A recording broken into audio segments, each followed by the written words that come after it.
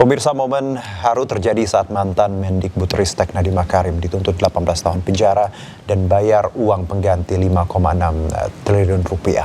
Merasa kecewa, tangis Nadiem pun pecah di pelukan sang istri.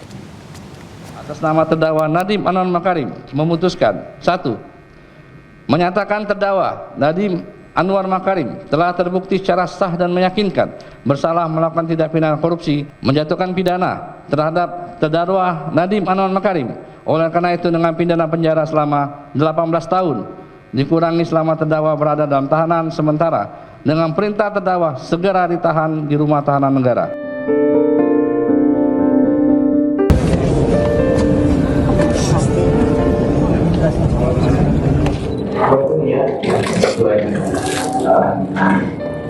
Jadi kurang lebih 3 minggu ya, sampai. Franka Franklin Makarim, istri mantan Mendikbudristek Nadiem Makarim, menahan tangis begitu mendengar tuntutan jaksa 18 tahun penjara.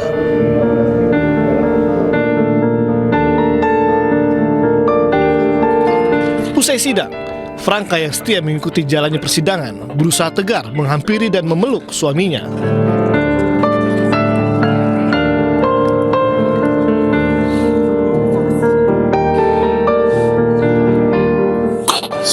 Posisi depan aja, Bang. Jangan dorong-dorong di sini, Bang.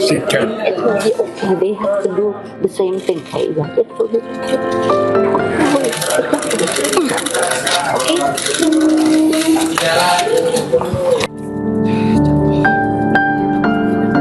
Besarnya tuntutan jaksa dalam kasus dugaan korupsi pengadaan laptop Chromebook menuai kekecewaan keluarga Nadiem, termasuk orang tuanya.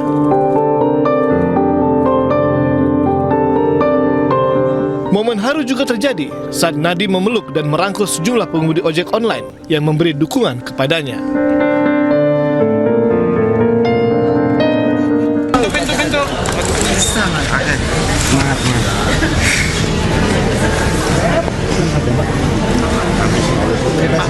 Selalu ada rangkul terus. Apapun yang terjadi, Pak Nadiem pahlawan saya, pahlawan ekonomi saya, tetap di hati. Nadiem pasti bebas. Pasti. Kami yakin, Amin. Pak. Amin. Sabar.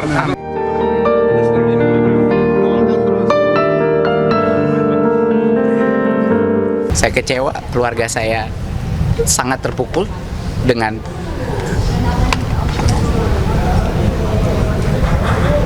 saya nggak tahu cara mendeskripsikannya. Saya nggak tahu nih perlakuan seperti apa ini seperti itu. Tapi saya harus menjalani operasi malam ini karena kalau tidak akan semakin parah dampaknya bagi saya.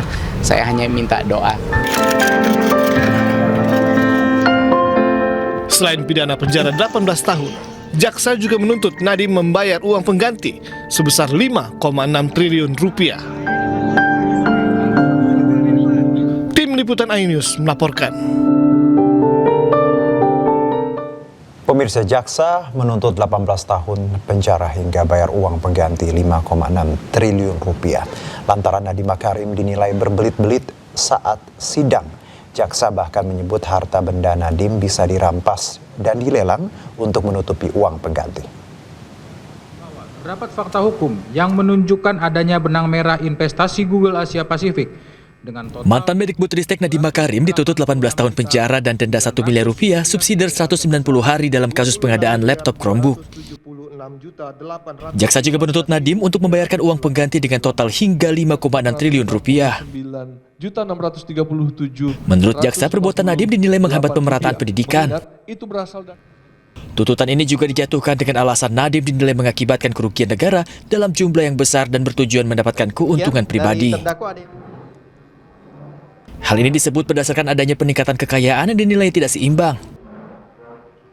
Nadiem juga dinilai berbelit-belit dalam proses persidangan.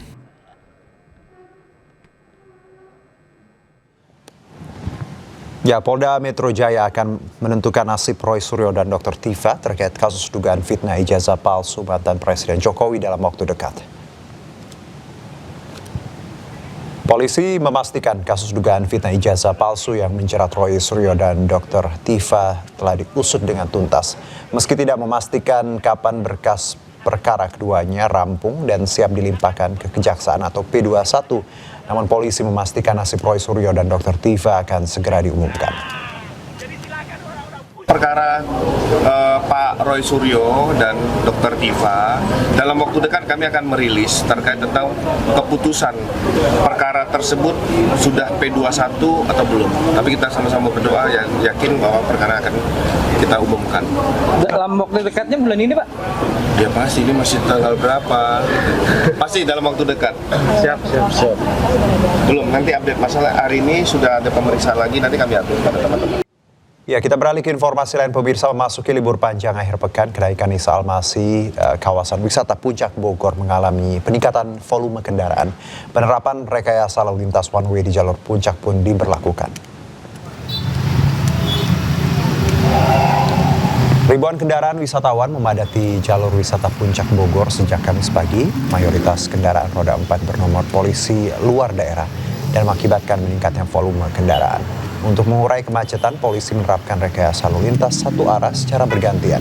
120 personel kepolisian juga dikerahkan untuk mengatur arus lalu lintas di sejumlah titik rawan macet sepanjang jalur wisata Puncak pada masa libur panjang akhir pekan ini.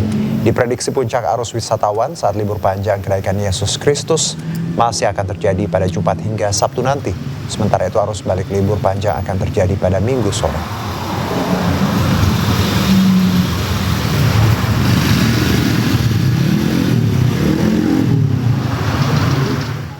Arus lalu lintas menuju kawasan wisata Lembang, Kabupaten Bandung Barat, Jawa Barat terpantau ramai lancar. Antrian kendaraan terjadi akibat meningkatnya volume kendaraan wisatawan luar kota dan lokal menuju daerah wisata. Sejak Kamis pagi, arus lalu lintas menuju kawasan objek wisata Lembang terpantau ramai lancar. Antrian kendaraan menuju Lembang terjadi di Jalan Setiabudi. Libur panjang dalam rangka memperingati kenaikan Isa Almasih menjadi momen wisatawan dalam dan luar kota Bandung memadati kawasan Lembang. Lembang menjadi salah satu destinasi wisata favorit karena menyuguhkan sejumlah wahana menarik dan cocok untuk mengisi libur bersama keluarga. Untuk mengantisipasi lonjakan, kendaraan Satlantas Polres Cimahi akan memperlakukan one way jika terjadi kemacetan.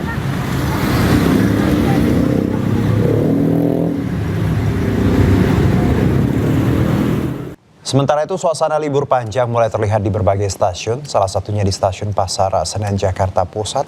Stasiun dipadati penumpang mulai dari keluarga hingga kalangan muda yang membawa koper dan barang bawaan. Meski ramai, antrian penumpang tetap tertib dan tidak terlalu mengular. Arus lalu lintas di sekitar stasiun juga terpantau ramai lancar, dengan kendaraan silih berganti mengantar maupun menjemput penumpang. Perjalanan antar kota di Pulau Jawa didominasi aktivitas liburan, silaturahmi keluarga hingga mobilitas masyarakat menuju pusat kegiatan ekonomi dan pendidikan. Masyarakat memanfaatkan awal masa libur panjang untuk bepergian lebih awal agar dapat memaksimalkan waktu perjalanan dan liburan.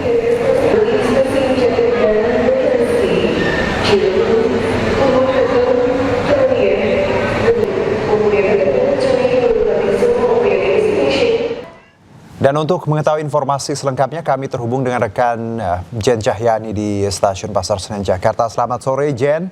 Seperti apa kondisi Stasiun Pasar Senen saat ini? Silakan.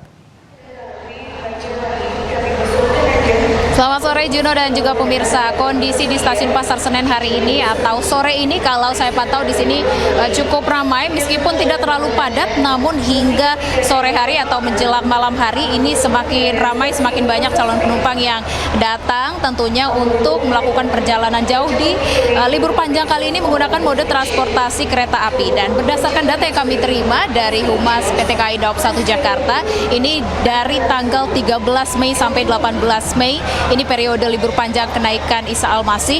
Ini mereka menyediakan 242.000 tiket dan ini sudah terjual 53,7%-nya, di mana ini 130.000 tiket sudah terjual. Dan untuk mengantisipasi adanya lonjakan penumpang di libur panjang kali ini, dari PT KAI Daob 1 Jakarta juga menyediakan kereta api tambahan, Juno dan pemirsa. Dan ini kereta api tambahannya dari Stasiun Gambir ada 8 kereta api tambahan dan dari Stasiun Pasar Senen ada 1 satu kereta api tambahan. Ini di luar dari kereta api yang beroperasi dalam satu hari ada 68 kereta api. Dan untuk hari ini sendiri dari stasiun Pasar Senen yang diberangkatkan untuk tanggal 14 Mei atau hari ini ada 14.000 penumpang yang berangkat dari stasiun Pasar Senen. Ini data sementara yang kami terima yang paling terbaru sore ini dari PT KAI Humas PT KAI Daob 1 Jakarta, dan ini masih akan dilihat. Tapi kalau kita bicara terkait dengan lonjakan penumpang, ini berdasarkan data yang kami terima ini masih dipegang pada hari kemarin di tanggal 13 Mei 2026 di angka 36.500 penumpang, dan hari ini secara keseluruhan ada 36.100 penumpang. Nanti akan kita lihat semakin malam apakah semakin ramai atau semakin padat di stasiun Pasar Senen. Sementara itu Juno. Di lonjakan malah lebih tinggi kemarin ya dibandingkan hari ini. Terima kasih Jane atas laporan Anda. Selamat bertugas kembali. Pemirsa, umat Kristiani hari ini memperingati hari kenaikan Yesus Kristus di Gereja Katedral Jakarta Pusat. Momen ini menjadi pengingat sekaligus simbol janji penyertaan Tuhan bagi umat Kristiani. Hingga sore hari jemaat terlihat memadati area dalam gereja. Untuk di Gereja Katedral Jakarta, misa sore dilaksanakan pukul 16:30, sementara misa malam pukul 7 malam. Hari kenaikan Yesus Kristus diperingati tepat 40 hari setelah perayaan Paskah dalam kalender liturgi Kristen.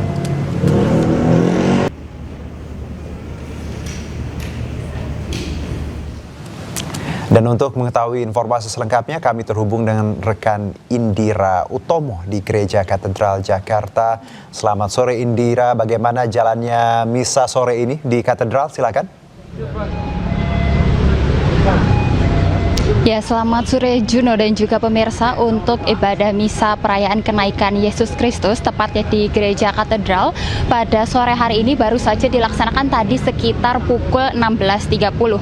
Dan jika kami lihat tadi di dalam suasananya memang sangat hikmat begitu melihat para jemaat memadati kursi dari dalam gereja, dan untuk kapasitas sendiri di dalam itu bisa menampung sekitar 800 orang, dan melihat kondisi di dalam sudah penuh, dari pihak panitia gereja menyediakan kursi tambahan di samping, yaitu berkisar 1.500 orang bisa mengikuti peribadatan di sana. Dan untuk perayaan hari ini itu tidak ada tenda tambahan seperti di depan, karena mengingat untuk ibadah misa kenaikan Yesus Kristus hari ini itu ada 4 sesi. Jadi bagi para jemaat itu bisa memilih waktu sesuai dengan momen di mana mereka akan datang. Dan untuk ibadah Natal sendiri itu hanya ada 2 sesi, jadi perlu adanya tenda tambahan. Dan perayaan kenaikan Yesus Kristus ini tidak hanya sebagai momen seremonial begitu, namun juga simbol penyelamatan manusia. Dan untuk perayaan tahun ini kenaikan Yesus Kristus itu mengusung tema keutuhan alam ciptaan sesuai dengan arahan dasar Keuskupan Agung. Dan dari pihak keamanan sendiri tadi sudah melaksanakan patroli begitu untuk memastikan kondisi di Gereja Katedral ini kondusif. Sementara itu saya kembalikan kepada Juno yang ada di studio. Baik Indira, jadi misa sore tadi 16.30 dan nanti akan dilanjutkan di pukul 7 malam ya untuk misa malam. Terima kasih Indira, selamat bertugas kembali. Dan pemirsa, Anyus sore berikutnya akan dilanjutkan oleh rekan saya Reni Arumsari, sudah di sini. Halo Reni. Ya, selamat sore Juno. Sehat ya? Sehat dong. Ren, ada informasi apa lagi nih di Anyus sore nanti? Ya, setelah ini Anyus sore masih akan menghadirkan sejumlah informasi menarik di antaranya.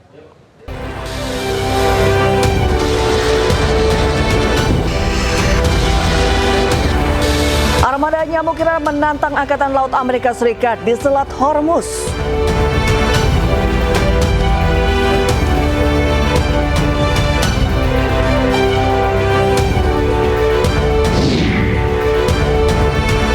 Puluhan tahun jadi rival, Amerika Serikat dan Cina akhirnya bertemu untuk pertama kalinya setelah 1 dekade.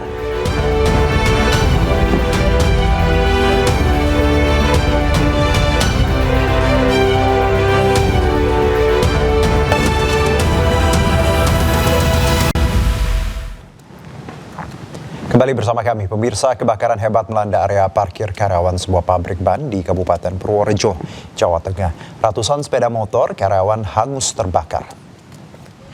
Info terkini bolo pabrik ban. Motor hangus semua motor. Api bermula muncul dari area parkir lantai atas PT Aramijaya Kecamatan Gerabak, Kabupaten Purworejo, Jawa Tengah. Dengan cepat api membesar dikarenakan kendaraan yang diparkir berdekatan. Kobaran api yang membesar menimbulkan asap hitam pekat. Sejumlah pekerja berusaha menyelamatkan kendaraan yang masih bisa dievakuasi sebelum api merambat lebih luas.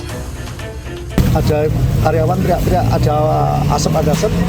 Saya spontan langsung naik ke parkiran atas. Begitu naik ke parkiran atas, posisinya api sudah besar, posisi sudah membakar motor itu loh. Satu atau dua motor itu.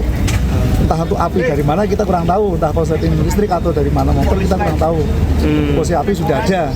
Kita langsung melakukan pemadaman, tapi sudah enggak itu lagi. Karena posisi motor kan rapat, parkir kan rapat.